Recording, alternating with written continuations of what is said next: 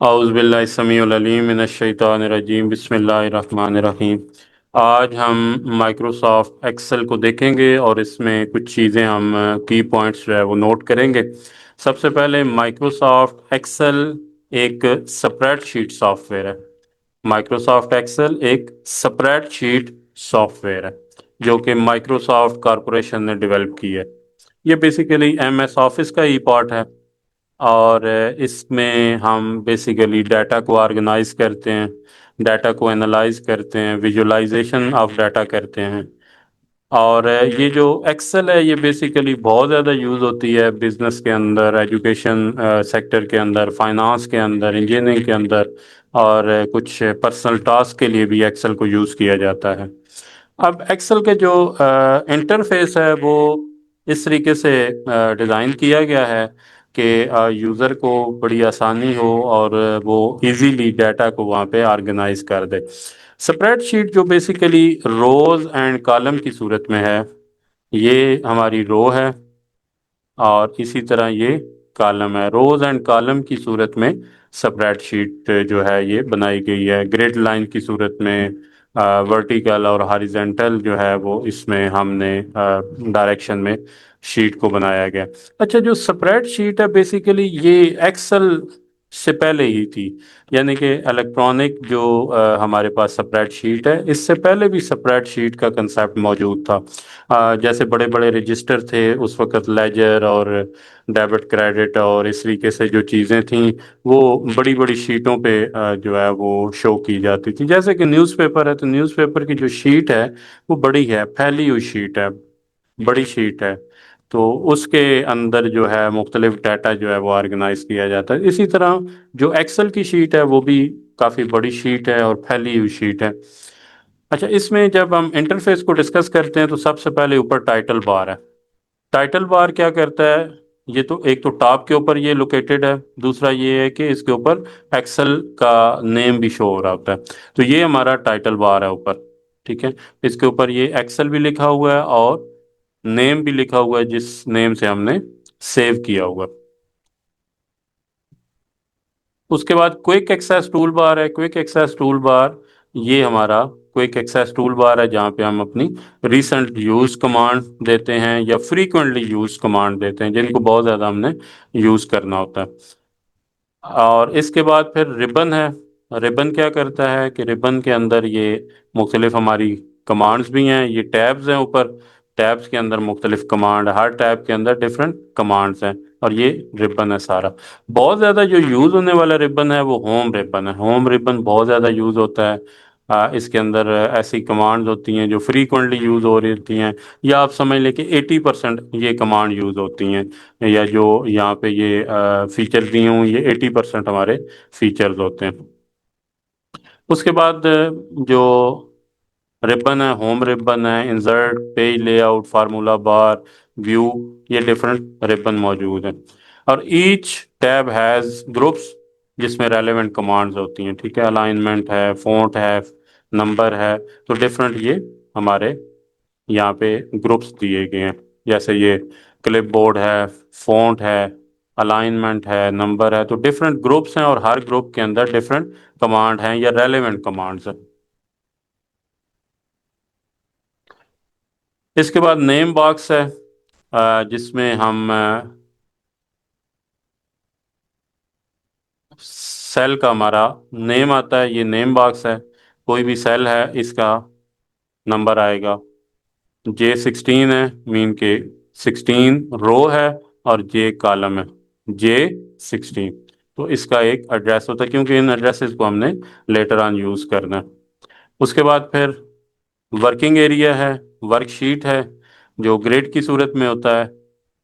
ये जो है रोज एंड कॉलम की सूरत में बनाई गई है और each cell identify the column letter, और हर जो कॉलम है वो किसी न किसी लेटर के साथ उसको मंसूब किया गया है और जो रोज है वो नंबर के साथ मंसूब है, ठीक है।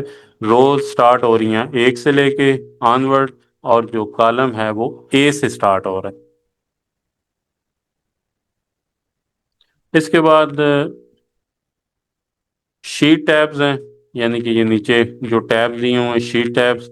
इसको हम एक शीट बना ली, दूसरी शीट, थर्ड शीट, ये प्लस के बटन को क्लिक करेंगे तो शीट बन जाएगी, या शिफ्ट F11 आप प्रेस करेंगे तो तब भी जो है नेक्स्ट नेक्स्ट शीट आ जाएगी। ठीक है, इस शीट को डबल क्लिक करेंगे तो यहाँ पे हम अपना नेम दे सकते हैं, जैसा कि हम एडमिशन डिटेल दे देते हैं या एडमिशन रिकॉर्ड। ठीक है, तो डबल क्लिक करके हम यहाँ पे नेम दे सकते हैं। इससे आगे बढ़ते हैं तो स्टेटस बार है, स्टेटस बार के ऊपर जो है वो कुछ चीज़ें डिस्प्ले हो रही होती हैं। यहाँ पे ये जिस जगह पे कोई ना कोई फार्मूला वगैरह हम लगाते हैं तो ये चीज़ें यहाँ पे शो हो रही होती हैं। इसके अलावा स्क्रॉल बार है, स्क्रॉल बार का मतलब ये है कि हम यहाँ पे ये बार हैं, इसको हम वर्टिकली या हॉरिजॉन्टल ऊपर नीचे शीट को मूव करते हैं। जितनी हमारी शीट होती है, जैसे लेके उसको आगे हमने चलना होता है, तो इसको मूव करने के लिए हम वर्टिकल और हॉरिजॉन्टल बार को यूज़ करते हैं। उसके बाद फिर जूम कंट्रोल है। Zoom control found on the bottom right corner, always due to zoom in and out in worksheet. ठीक है, ये बटन है, ये जूम स्लाइडर है। इसको माइनस के ऊपर क्लिक करेंगे तो ये शीट दूर होगी, और अगर प्लस पे क्लिक करेंगे तो शीट करीब होगी। शीट उतनी ही रहेगी, बस सिर्फ ये देखने के लिए करीब या दूर हम करते हैं। नॉर्मली इसको हम 100 पे रखते हैं। इसका जो मिनिमम सबसे मिनिमम रेशो होती है वो 10 होती है, 10%, और सबसे मैक्सिमम जो रेशो है वो 400 होती है। ठीक है, तो इसको हम 100 पे नॉर्मल एडजस्ट करते हैं जिसपे कोई भी वर्किंग हमने करनी होती है। उसके बाद फिर स्ट्रक्चर ऑफ वर्कशीट है, जिसमें ये डिस्कशन हुई थी कि इसके अंदर जो टोटल रोज हैं वो 10,48,576 टोटल रोज हैं। मीन के शीट के अंदर ये यहाँ से लेके कंट्रोल और एरो, एंड एरो के साथ, बॉटम एरो के साथ मैंने क्लिक किया तो ये 10,48,576 रोज हैं इसके अंदर। बहुत बड़ी शीट है, बहुत ह्यूज शीट है। और इसी तरह अगर हम कॉलम देखें तो XFD तक कॉलम जाते हैं, ए से लेके XFD तक कॉलम जाते हैं। ठीक है, तो टोटल रोज जो हैं वो 10,48,576 हैं। टोटल कॉलम जो है वो 16,384 कॉलम है, जो कि ए से लेके XFD तक है। और जो टोटल सेल हैं इसके अंदर वो 17 बिलियन सेल हैं पर शीट। एक शीट के अंदर 17 अरब जो सेल हैं वो मौजूद हैं। और वर्कशीट का जो साइज है वो आप कैलकुलेट कर सकते हैं, रोज को और कॉलम को मल्टीप्लाई करके, तो वो जो है वो एक कैलकुलेशन बन जाती है। और मैक्सिमम जो शीट हम बना सकते हैं, इसमें शीट्स की कोई लिमिट नहीं होती, सिर्फ मेमोरी की ही अवेलेबिलिटी होती है। अगर आपकी मेमोरी जो है वो अवेलेबल है, जैसे कि आजकल होती है, मेमोरी से मुराद रैम होती है, तो जितनी बड़ी रैम होती है उतनी ज़्यादा शीटें बन सकती हैं। ठीक है, तो इसकी कोई लिमिट नहीं होती। अब इसमें basic component of worksheet, worksheets के मुराद क्या है? एक शीट को हम वर्कशीट कह रहे हैं। ठीक है, पूरी बुक को हम वर्क बुक कहते हैं। यानी कि अगर ये पूरी हमने इसके अंदर ये देखें, 1 2 3 4 5 5 शीटें हैं ना, तो 5 शीट, इस हर शीट को हम वर्कशीट कहेंगे। ये अलग अलग हर शीट को वर्कशीट कह रहे हैं, लेकिन पूरी जो फाइल है ना उसको हम वर्क बुक कहेंगे। जैसे एक किताब होती है, किताब के अंदर मुख्तलिफ शीट्स होती हैं, तो इसी तरह पूरी जो फाइल है जो हम सेव करते हैं उसको हम वर्क बुक कहते हैं। और इस वर्क बुक के अंदर जितनी हम शीट्स बनाते हैं उनको हम वर्कशीट का नाम देते हैं। तो इसमें जो स्मॉलेस्ट यूनिट है वो सेल है। एक शीट के अंदर स्मॉलेस्ट यूनिट सेल है। कोई भी क्वेश्चन कहीं पे आ जाता है कि इस एक्सेल का या स्प्रेड शीट का स्मॉलेस्ट यूनिट कौन सा है, तो वो सेल है। और हर सेल का एक यूनिक एड्रेस है। इसके अंदर हर सेल का एक यूनिक एड्रेस है, मुख्तलिफ एड्रेस है, मुनफरिद एड्रेस है। कोई ऐसा सेल नहीं है जिसका एक जैसा एड्रेस हो। अगर एक जैसा एड्रेस हो तो बहुत सारी कैलकुलेशनें गड़बड़ कर जाएंगी। तो इसका A1 है, इसका B1 है, इसका C1 है, इसका A6 है, इसका H9 है। तो कोई भी सेल ऐसा नहीं है जिसका एड्रेस यूनिक ना हो। ठीक है, तो हर सेल का यूनिक एड्रेस है। ये बेसिक कंसेप्ट जो हैं ये बड़े ज़रूरी होते हैं, क्योंकि इनके ऊपर ही आप कोई ना कोई स्ट्रेटजी बनाते हैं, कोई एनालिसिस करते हैं, कोई डाटा ड्रिवन अपना टारगेट अचीव करते हैं। अगर ये हमारे बुनियादी कंसेप्ट क्लियर नहीं होंगे तो फिर हमें मसाइल आएंगे। तो रोज़ क्या हैं? Rows horizontally and identify by number. ठीक है, रोज़ रन्स हॉरिजेंटली। ठीक है, एक रो जो है वो हॉरिजेंटली होती है और उसको हम 1 2 3 4 करके डोनेट करते हैं। इसका नाम जो है वो हम शो करते हैं। ठीक है, ये रो नंबर 10 है, रो नंबर 16 है, इस तरीके से ये आगे चलेंगी। और टोटल रोज की तादाद पता चल गई। उसके बाद कॉलम है। कॉलम क्या है? Runs vertically and label with letter A to XFD। उसके बाद यहाँ पे 16,384 टोटल कॉलम्स है। अच्छा, arrange is a selection of two or more cell. ठीक है, रेंज क्या होती है? रेंज का बड़ा इंपॉर्टेंट कंसेप्ट है, क्योंकि ये बाद में फार्मूले लगते हैं। ये रेंज होती है कि हम एक सिलेक्शन से लेके किसी भी सिलेक्शन तक चले जाते हैं, इसको रेंज कहते हैं। कि मोर देन 2 सेल, जो भी हम सिलेक्शन कहेंगे उसको रेंज कहेंगे। तो मोर देन 2 सेल की जो सिलेक्शन है उसको हम रेंज कहेंगे। तो रेंज काफ़ी बड़ी भी हो सकती है, छोटी भी हो सकती है। मिनिमम 2 सेल के ऊपर होती है। तो ये 2 सेल से ज़्यादा जितना भी हम उसको सेलेक्ट करेंगे वो एक रेंज होगी। उसके बाद worksheet, a single page inside Excel where we enter data. ये हमारी शीट होती है। You can rename multiple worksheets. ठीक है, ये सिंगल एक शीट है, ये दूसरी शीट है, ये तीसरी है, ये चौथी है, ये पांचवी है। तो किसी भी शीट के ऊपर जो है वो हम रीनेमिंग कर सकते हैं।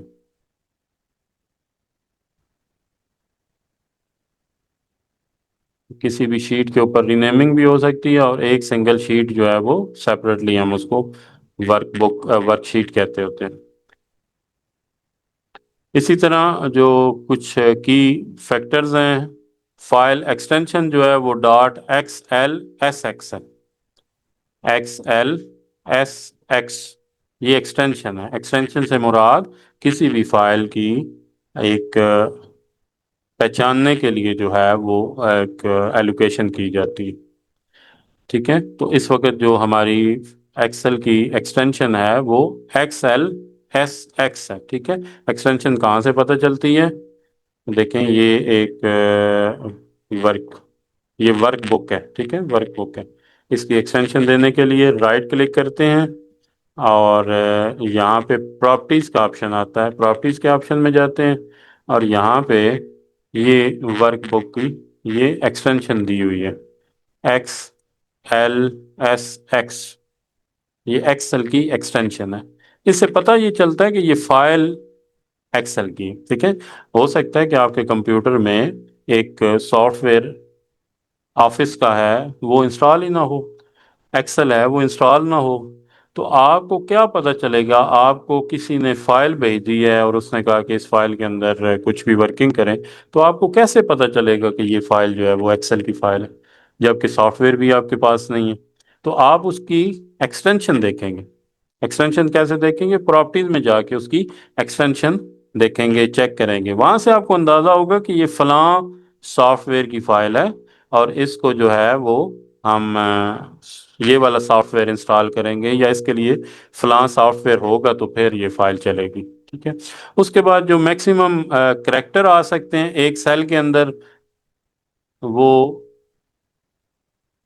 32,767 एक सिंगल सेल के अंदर आ सकते हैं। तो एक सेल के अंदर भी काफ़ी सारा डाटा समा सकता है, काफ़ी चीज़ें आ सकती हैं। मतलब कि 32,000 से ज़्यादा करेक्टर आ सकते हैं। एक करेक्टर जो है वो ए या बी है, एक करेक्टर।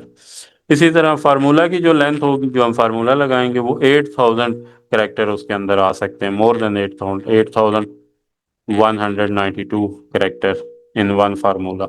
इसी तरह कॉलम की जो विड्थ है वो 255 करेक्टर पर कॉलम है। एक कॉलम की जो विड्थ है वो इतने करेक्टर आ सकते हैं। इसी तरह हाइट 409 पॉइंट्स जो है वो आ सकते हैं। तो बहुत बड़ी स्पेस होती है एक सेल के अंदर भी, जिसके अंदर काफ़ी ह्यूज डाटा आ सकता है। शीट की भी आपको अंदाज़ा हो गया होगा कितनी बड़ी शीट है।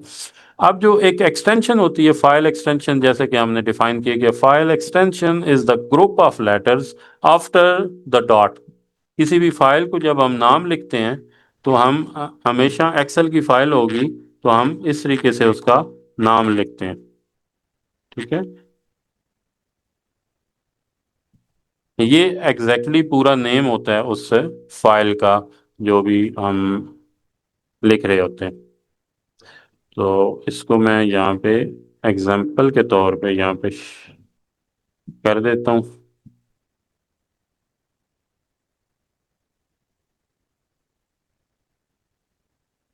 ताकि बात समझ आ जाए।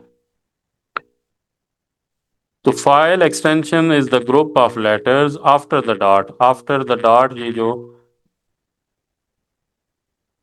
ग्रुप ऑफ लेटर हैं इनको हम एक्सटेंशन कहते हैं, जिससे हमें क्या पता चलता है, किसी भी सॉफ्टवेयर का अंदाजा होता है कि ये कौन से सॉफ्टवेयर के अंदर फाइल बनाई गई है, या इस फाइल के अंदर एडिटिंग करनी हो तो किस सॉफ्टवेयर में जाना पड़ेगा।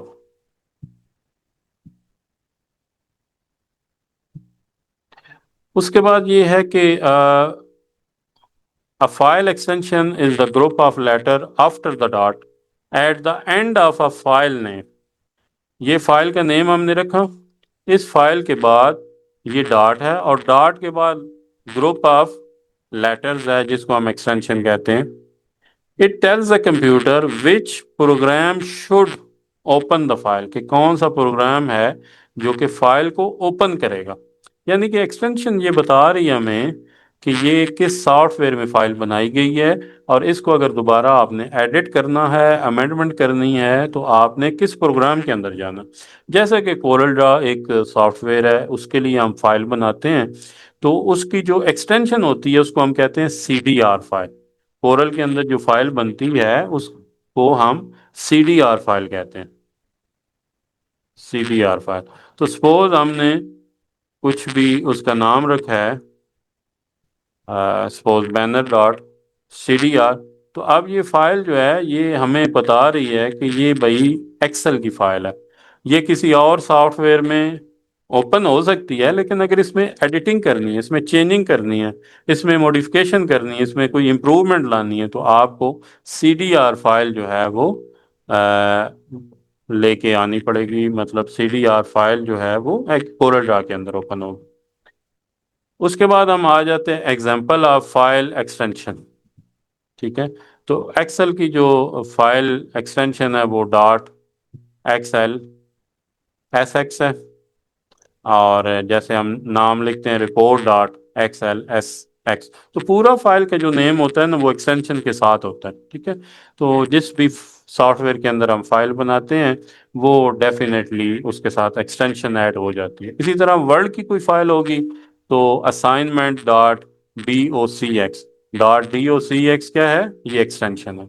इसी तरह कोई फोटो होती है, इमेजेस होती हैं मोबाइल के अंदर, या हम मुख्तलिफ जो पिक्चर्स बनाते हैं वो JPG फाइल फॉर्मेट होता है जो कि हर जगह पे ओपन हो जाता है। इसी तरह notes.txt कौन सी होती है, जो नोट पैड की फाइल होती है। ठीक है, ये नोट पैड होता है ना, नोट पैड जो हम नॉर्मली अपने नोट्स वगैरह लिखने के लिए यूज़ करते हैं, ये नोट पैड।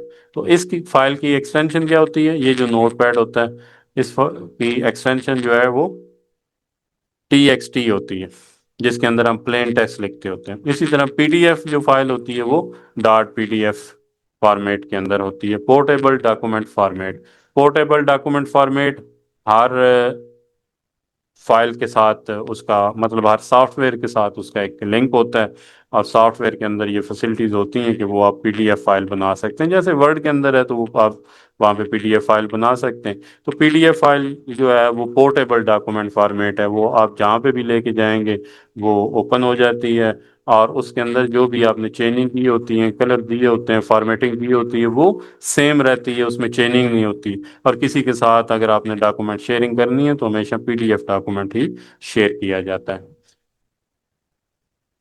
फाइल एक्सटेंशन अब इम्पॉर्टेंट क्यों है? Why is a file extension important? It helps your computer understand which software to use to open the file. एक तो कंप्यूटर को अंडरस्टैंडिंग में बड़ी आसानी होती है कि वो किस सॉफ्टवेयर के अंदर उसने ओपन करना है। दूसरा, हमारे लिए बड़ी आसानी होती है कि अगर वो सॉफ्टवेयर मौजूद नहीं है कंप्यूटर के अंदर तो हम इजीली सॉफ्टवेयर को इंस्टॉल कर सकते हैं।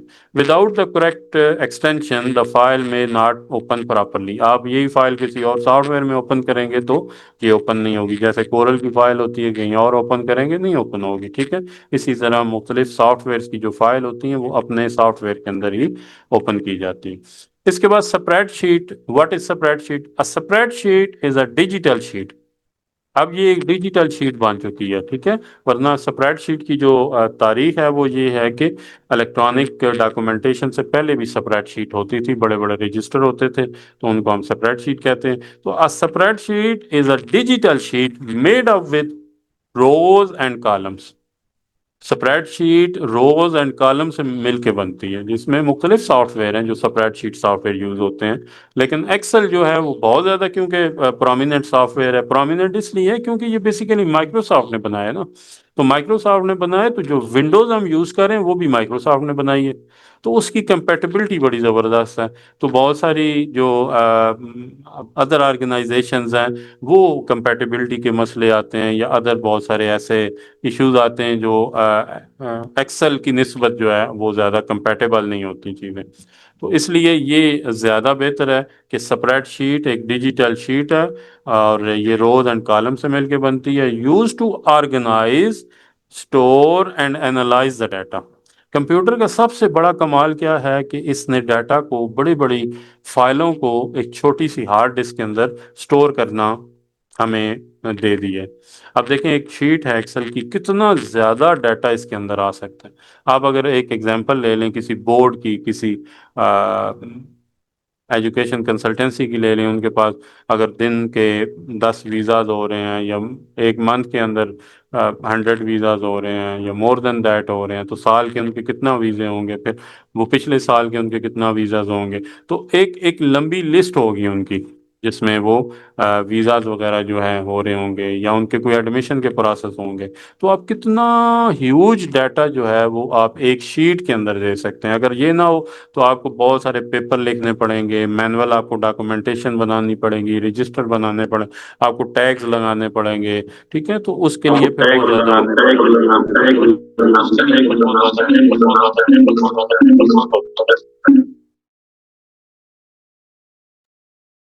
It is like a big table where you can perform calculation, make charts, manage data efficiently। ठीक है, इसके अंदर हम चार्ट भी बना सकते हैं, कैलकुलेशन भी कर सकते हैं, और डाटा को बहुत एफिशिएंटली यूज़ करते हैं। मैं खुद भी एक्सेल को जो है वो डाटा ऑर्गेनाइज करने के लिए यूज़ करता हूँ, क्योंकि इसके अंदर एक शीट के अंदर बहुत डाटा आ जाता है, ठीक है। इसके बाद की फीचर ऑफ स्प्रेडशीट। स्प्रेडशीट के फीचर जो हैं वो, एक तो सबसे पहले की फीचर है cell, the smallest unit where we can enter data like whatever we want to write. उसके बाद रोज हैं। रो क्या है? हॉरिजेंटल लाइन ऑफ सेल्स, जो कि 1 2 3 4 5 करके नंबरिंग दी होती है। इसी तरह वर्टिकल क्या है? वर्टिकली इस तरीके से सेल्स हैं identify by letter A B C, ठीक है। ऊपर से नीचे कॉलम की सूरत में ए बी सी के साथ डोनेट हो रहे हैं, इसको शो किया जाता है। इसके अलावा फार्मूला क्या है? A mathematical equation use to calculate values. कुछ वैल्यूज को कैलकुलेशन करवाने के लिए सेल नंबर A9 है, उसको हमने प्लस करवाना है सेल नंबर B13 के साथ, तो वहां पे हमको फार्मूला लगाएंगे, उनकी आपस में कैलकुलेशन करवाएंगे, ठीक है। तो उसके लिए एक मैथमेटिकल इक्वेशन होती है जिसको हम फार्मूला कहते हैं। फंक्शन जो है वो प्री डिफाइंड फार्मूलाज होते हैं। एक चीज फंक्शन होती है, तो फंक्शन क्या होती है? प्री डिफाइंड फार्मूला होती है। अब मैं थोड़ा सा ये एलेबोरेट कर दूं कि ये देखें, ये हमने यहाँ पे एक डाटा लिखा 12, यहाँ पे कोई डाटा लिखा 34, और यहाँ पे हम इसको कैलकुलेट करवाना चाह रहे हैं, ठीक है। तो मैंने कोई भी फार्मूला लगाएं तो इज इक्वल्स टू से स्टार्ट करते हैं। एक्सेल के अंदर कोई भी फार्मूला लगाना चाहते हैं तो इज इक्वल्स टू से स्टार्ट करें। ये हमने इस सेल को क्लिक किया, मैंने यहाँ पे प्लस डाल दिया, और दूसरा सेल हमने यहाँ पे प्लस किया, एंटर किया, तो ये टोटल कैलकुलेशन इसकी होगी। तो ये जो चीज़ है ये फार्मूला है, यहाँ पे ये फार्मूला बार में ये फार्मूला नज़र आएगा, यहाँ पे कैलकुलेशन नज़र आएगी, इस जगह पे कैलकुलेशन नज़र आएगी, यहाँ पे फार्मूला बार के अंदर फार्मूला नज़र आएगा। तो अब ये जो फार्मूला है इसके अंदर कोई फंक्शन नहीं यूज हुआ, ये मैथमेटिकल इक्वेशन है, सिंपल मैथमेटिकल इक्वेशन है। लेकिन इसी चीज को अगर हम फंक्शन के साथ करना चाहेंगे, तो मैं यहाँ पे इज इक्वल टू और यहाँ पे सम का फंक्शन लगाऊंगा। सम का फंक्शन क्या करेगा, वो कहेगा कि भाई इनको प्लस करो। सम का फंक्शन हमें प्लस करने को, एक्सेल को प्लस करने को कहेगा। मैंने एक सेल सेलेक्ट किया, दूसरा सेलेक्ट सेलेक्ट किया, इसकी पैरेंथेसिस क्लोज की और मैंने एंटर किया, दोनों का सेम रिजल्ट है, लेकिन एक के अंदर मैंने फंक्शन ऐड किया और एक के अंदर सिंपल फार्मूला ऐड किया। तो सिंपल फार्मूला और फंक्शन जो है वो ये दो चीज़ें हैं। मीन के जो फार्मूला है mathematical equation use to calculate values, और जो फंक्शन है predefined formula like sum, average, if, बहुत सारे फार्मूलाज हैं, वो फिर साथ साथ हम देखेंगे। लेकिन फार्मूला लगाने का और फंक्शन लगाने का तरीका थोड़ा सा देख लिया हमने। उसके अलावा चार्ट्स होते हैं। अब visual representation of data, visual representation of data, data को अगर हमने विजुअली देखना होता है तो फिर हम चार्ट को बनाते हैं। अब चार्ट कैसे होते हैं, जैसे कि अगर आपने क्रिकेट मैच देखे हों क्रिकेट के, तो उसके अंदर एक लाइन की सूरत में आमतौर पे जो लाइन बनी होती है जिसमें पता चल रहा होता है कि एक जो प्लेयर है वो 27 पे आउट हो गया, दूसरा 54 पे आउट हो गया, तीसरा जो है वो 130 पे हो गया, तो एक लाइन बनी होती है उसकी इस तरीके से। तो इस तरह मुख्तलिफ पाई चार्ट्स भी होते हैं, दूसरे चार्ट्स भी होते हैं। तो वो हम क्या करते हैं, बेसिकली विजुलाइज अपने डाटा को रिप्रेजेंट करने के लिए यूज़ करते हैं। उसमें बड़ी आसानी से चीज़ें समझ आ जाती हैं। अगर हम पाकिस्तान की पॉपुलेशन की बात करें कि पंजाब में कितनी है, बलूचिस्तान में कितनी है, तो उसको हम पाई चार्ट से शो करेंगे, तो उसमें क्या होगा कि वो चीज़ ज़रा आसानी से हमें समझ आ जाएगी।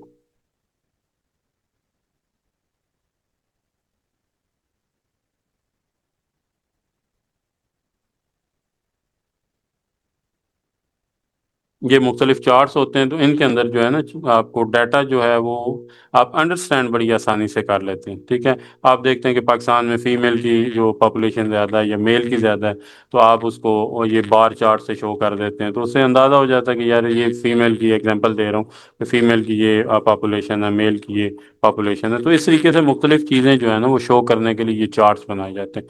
तो एक्सेल के अंदर हम फिर ये चार्ट्स भी बना सकते हैं।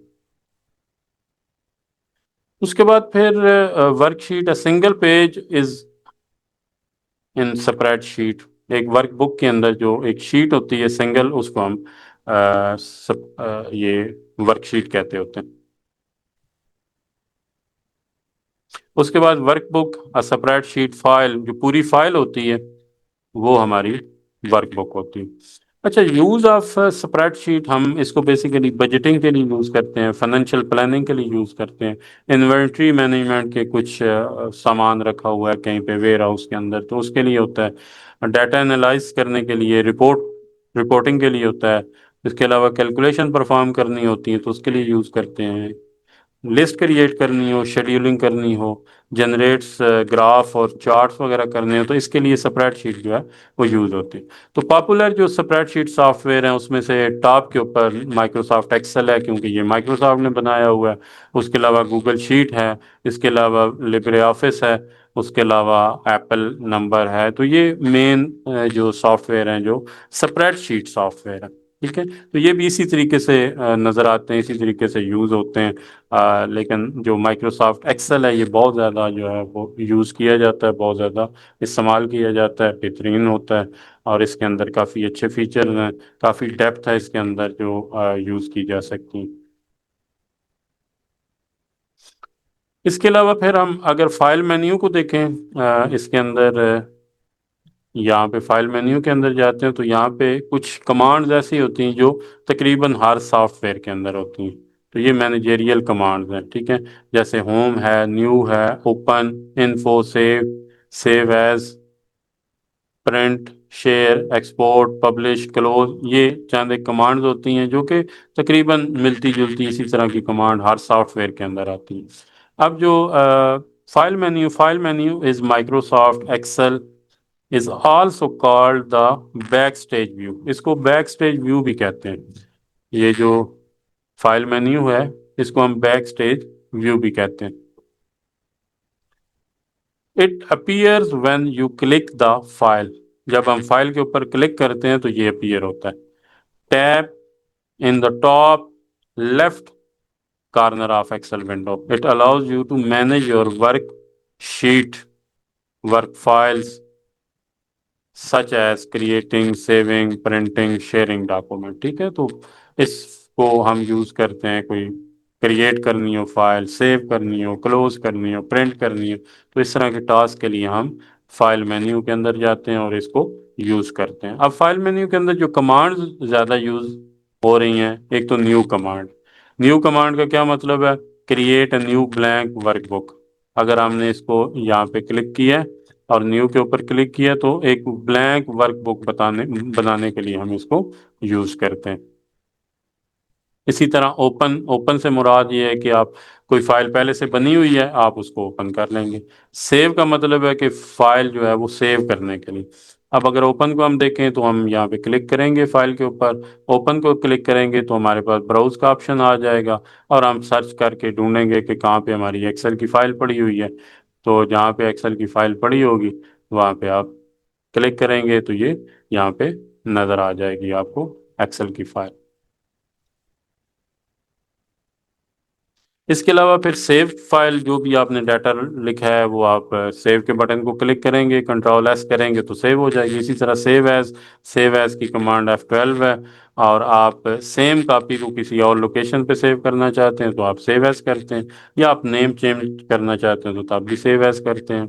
इसी तरह प्रिंट है। प्रिंट का मतलब है कि आप प्रिंट करना चाहते हैं, आपका प्रिंटर लगा हुआ होगा, कंट्रोल पी करेंगे या प्रिंट का कमांड अप्लाई करेंगे तो यहाँ पे प्रिंट हो जाएगा। इसी तरह क्लोज करना चाहते हैं तो क्लोज का मतलब होता है कि आप सॉफ्टवेयर के अंदर जो फाइल है उसको क्लोज करना चाह रहे हैं, तो कंट्रोल डब्ल्यू करेंगे तो क्लोज हो जाएगी।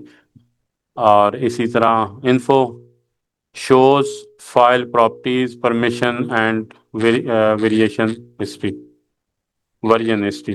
जो उसका वर्जन है वो आपको इन्फॉर्म करेगा, परमिशन बताएगा वहाँ पे कितनी हैं, प्रॉपर्टीज जो भी फाइल की हैं कितने केबी की है, लाइक दैट, इस तरह की इंफॉर्मेशन वहाँ पे होगी।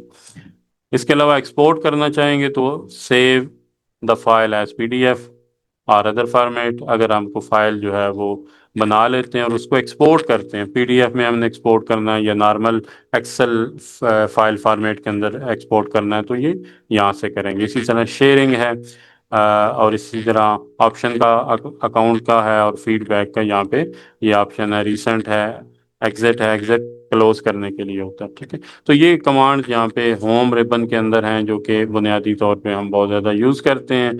और इसको अगर हम दोबारा से देखने की कोशिश करें तो न्यू के अंदर न्यू फाइल बनाएंगे, ओपन के अंदर फाइल को ओपन करेंगे। ओपन कौन सी फाइल होती है? जो पहले से बनी हुई हो।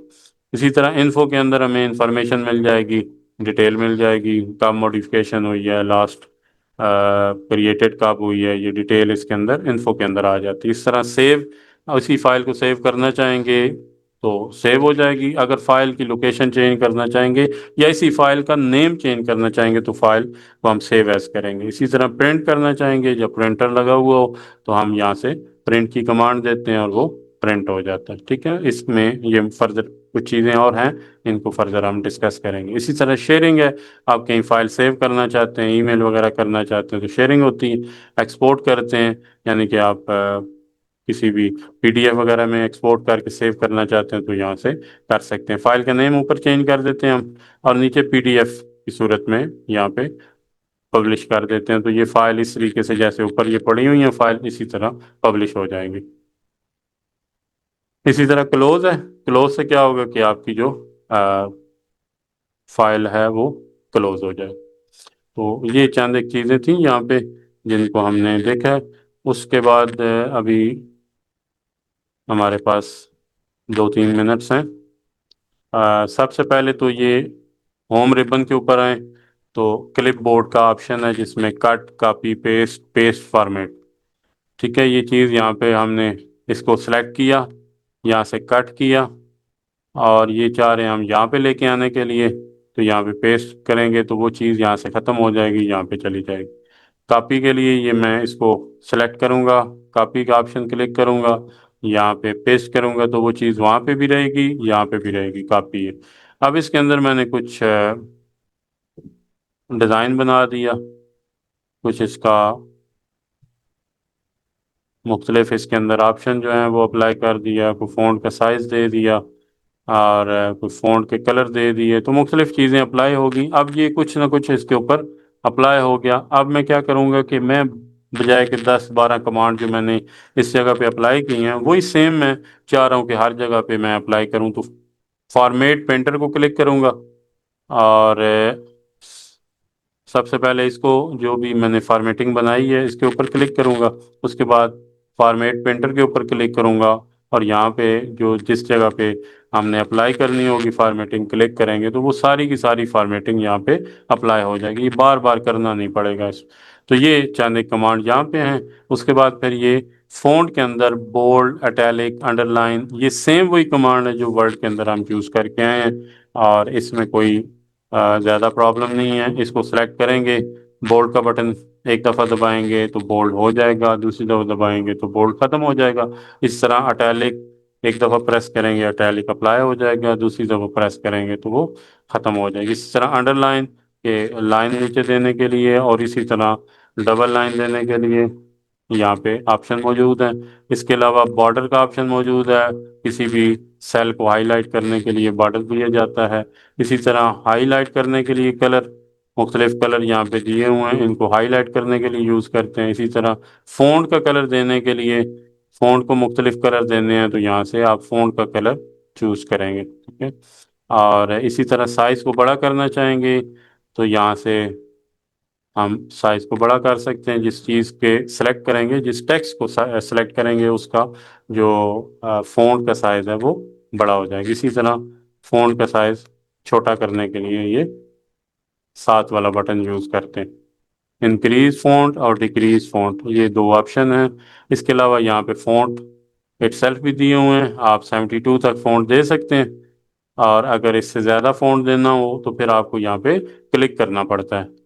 मैं 100 साइज देना चाहता हूँ तो 100 साइज में यहाँ पे लिखूंगा, सेलेक्ट करके लिखूंगा। इसी तरह अगर मैं साइज कम करना चाहता हूँ, मैं कहता हूँ कि 12 साइज हो तो 12 लिखूंगा तो ये 12 अप्लाई हो जाएगा। इसी तरह ये फ़ॉन्ट है, स्टाइल हैं बहुत सारे फ़ॉन्ट्स के, तो अपनी मर्ज़ी से जो आपको प्यारा लगे, खूबसूरत लगे वो अप्लाई कर सकते हैं।